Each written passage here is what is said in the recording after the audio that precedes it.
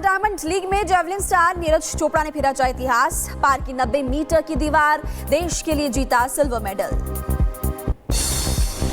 दोहा diamond league में नीरज चोपड़ा ने 90.23 metre फेंका भाला। 90 मीटर की बाधा को पार करने वाले एशिया के तीसरे सबसे बड़े खिलाड़ी बने। नीरज के शानदार प्रदर्शन से गदगद हुए भारतवासी और सभी ने सोशल मीडिया पर नीरज चोपड़ा को बधाई दी। पाकिस्तान पर एक और प्रहार की तैयारी। अफगानिस्तान से मिलने वाला पानी भी रोकेगा भारत, तालिबान से मिलाया हाथ। पाकिस्तान ने खुद ही दिया अपनी बेस तबाह होने का सबूत। रिपेयरिंग के लिए निकाला गया टेंडर। सैन्य ठिकानों को हुए नुकसान को छिपाने की कोशिश में लगा हुआ है पाकिस्तान।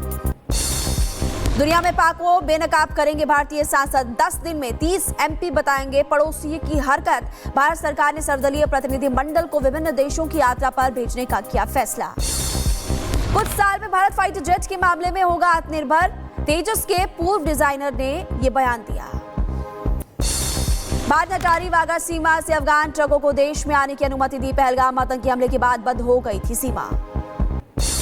जम्मू कश्मीर में सेना ने सफल ऑपरेशन में 48 घंटों के भीतर 6 आतंकवादियों को मार गिराया। कहा कि घाटी में टेरर इकोसिस्टम का करेंगे खात्मा।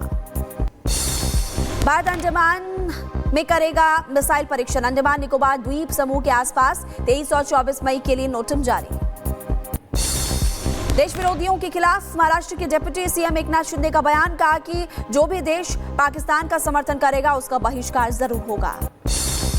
सिंधु जल संधि पर पीडीपी अध्यक्ष महबूबा मुफ्ती का बयान। कहा भारत सरकार के सिंधु जल संधि को स्थगित करना बताया दुर्भाग्यपूर्ण।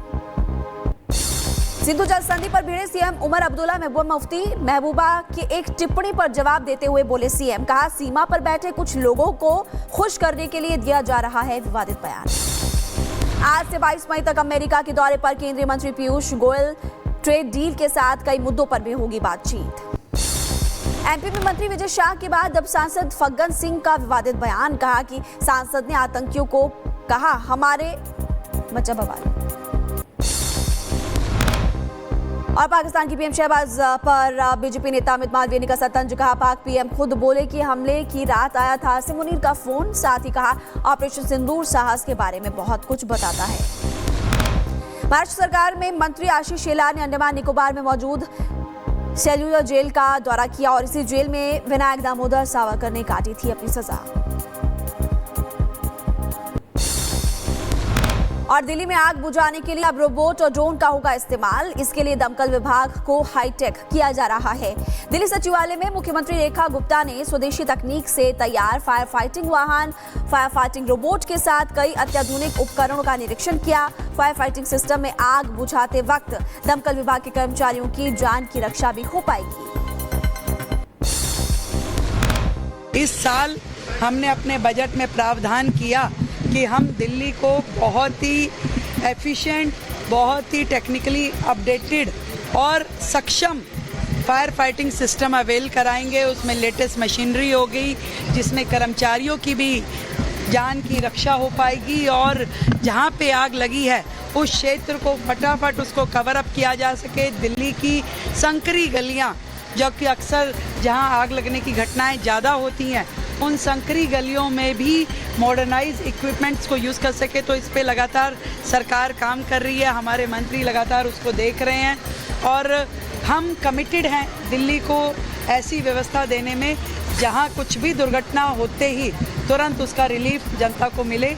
इसके लिए दिल्ली सरकार अपने सभी इक्विपमेंट को बहुत ही अपडेटेड करने की दिशा में अग्रसर है।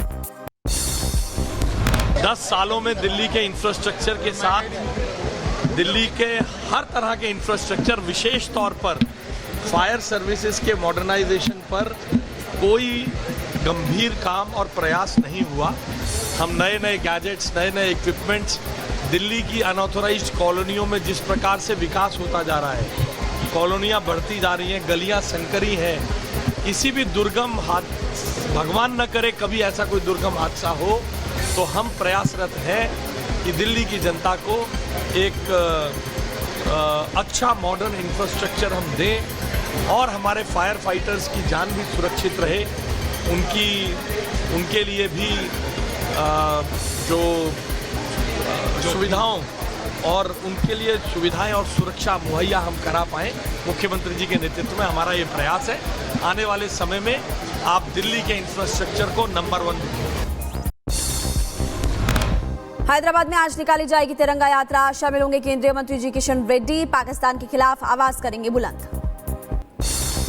एमपी के बड़वानी में निकाली गई तिरंगा यात्रा। सेना के जवानों को सम्मानित करना उद्देश्य। यात्रा में जनप्रतिनिधि और पूर्व सैनिक भी रहे मौजूद। यूपी के रायबरेली में भारतीय सेना के सम्मान में निकाली गई तिरंगा यात्रा। उद्यान मंत्री दिनेश प्रताप सिंह ने जवानों के सम्मान में कहा कि ऑपरेशन सिंदूर भारतीय सैनिकों के सम्मान की गौरव गाथा।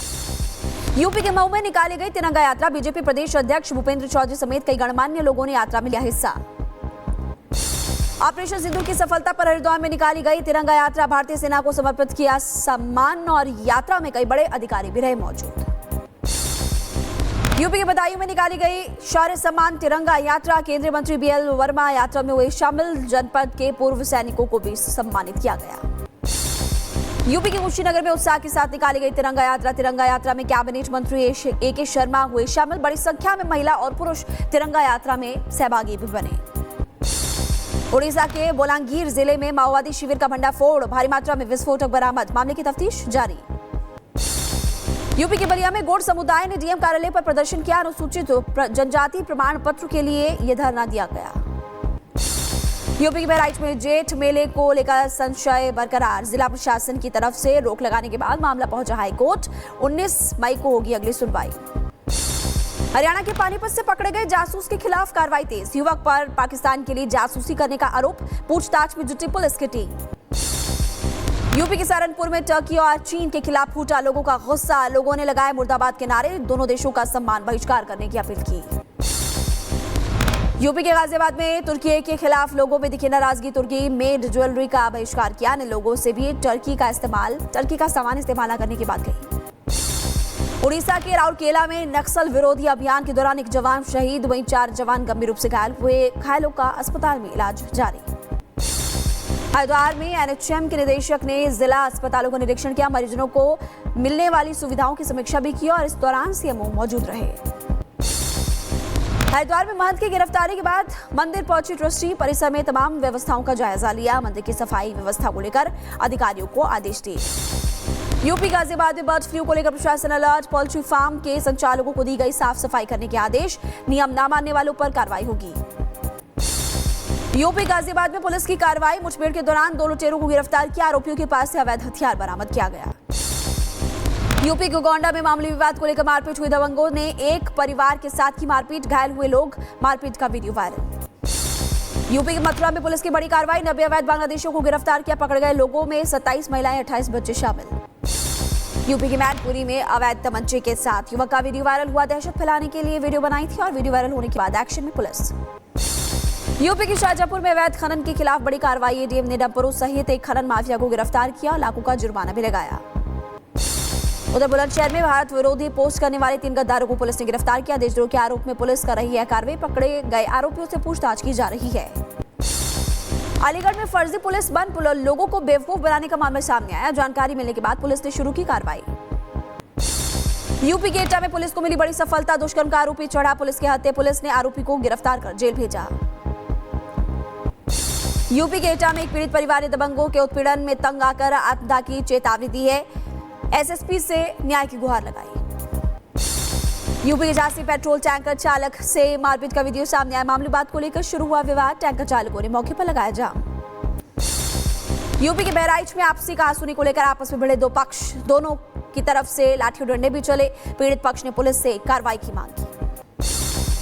2 युवकों में जमकर मारपीट हुई। एक ने चाकू से वार किया तो दूसरे ने उठाया डंडा। वीडियो हुई वायरल। रायबरेली में कोरियर ऑफिस में जमकर मारपीट हुई। युवक ने उत्पात मचाया। पीड़ित युवकों ने दबंग पर गाली गलौज करने का आरोप लगाया। यूपी के सहारनपुर में पुलिस और गौ तस्करों के बीच मुठभेड़। पकड़े गए तस्करों के पास से अवैध हथियार बरामद किया। गोलीबारी में एक हिस्ट्री शीटर घायल। यूपी के रायबरेली में एटीएम फ्रॉड के मामले में 2 बदमाश गिरफ्तार। मशीन में फाइबर शीट फंसाकर पैसे चुराते थे बदमाश। पुलिस ने किया अरेस्ट। यूपी के मेरठ में प्रॉपर्टी डीलर ने गोली मारकर की हत्या। सुसाइड से पहले बनाई वीडियो। अपने भाइयों और उनके ससुराल वालों सहित पुलिस पर भी गंभीर आरोप लगाए। यूपी के अलीगढ़ में पुलिस ने की बड़ी कार्रवाई। हिंदू युवती को भगाकर ले जाने वाली युवक का हाफ एनकाउंटर किया। पुलिस ने युवती को सकुशल बरामद किया। यूपी के एटा में घर में कहासुनी से नाराज 40 साल के शख्स ने लगाई फांसी। स्थानीय लोगों ने पुलिस को सूचना दी, पोस्टमार्टम के लिए शव भेजा। हरिद्वार में रेलवे ट्रक के पास 4 साल की बच्चे का शव मिला। स्थानीय लोगों की सूचना के बाद घटनास्थल पर पहुंची पुलिस। शव को कब्जे में लेकर पुलिस ने शुरू की कार्रवाई। यूपी के झांसी में लोन रिकवरी एजेंट्स ने ऑटो चालक की पिटाई कर दी, गंभीर रूप से घायल हुआ चालक। घटना का वीडियो वायरल हुआ। यूपी के मैनपुरी में शिकायती पत्र के साथ एनएसजी इंस्पेक्टर पहुंचा एसपी कार्यालय और दबंग और पुलिस पर लगाया परेशान करने का आरोप। यूपी के हमीरपुर में दबंगों के हौसले बुलंद, बाइक में टक्कर मारने पर डीसीएम चालक की पिटाई। घटना का वीडियो इंटरनेट पर वायरल हुआ। यूपी के रायबरेली में लोगों ने पुलिस बल पर हमला किया। एसडीएम के आदेश का पालन करवाने पहुंची थी टीम। पुलिस ने 15 से 20 अज्ञात लोगों के खिलाफ केस दर्ज किया।